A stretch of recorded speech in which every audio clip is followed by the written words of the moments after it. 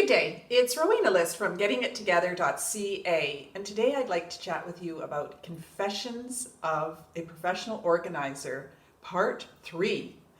As most of you know, I'm on the move again, and so this time I am not moving a lot of things. You know, I live my life as a minimalist, but now I'm moving into essentialism.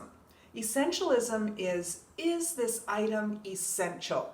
And there has to be a resounding, hell yes, I am going to pay to move this. I am going to pack it and move it and unpack it.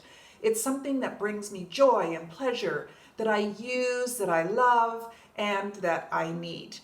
Well, knickknacks are something that can start to accumulate if people are giving you things, which, hey, we all love to receive gifts. I prefer consumable items, but on occasion, people have given me things like, let's take for an example, some flowers arrived in this vase. And as cute as this is, and I may repurpose it, it's not essential to the move. So this one does not get packed and moved on. Let's take this vase. Some more items came in here, flowers, of course. Okay, some of you would say, well, why don't you repurpose it and put pens in it? Or why don't you put your makeup brushes in it?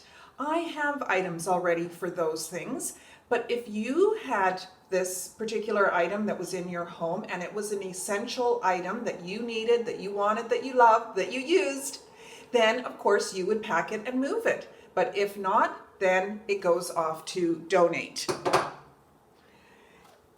Some baskets, things that get accumulated.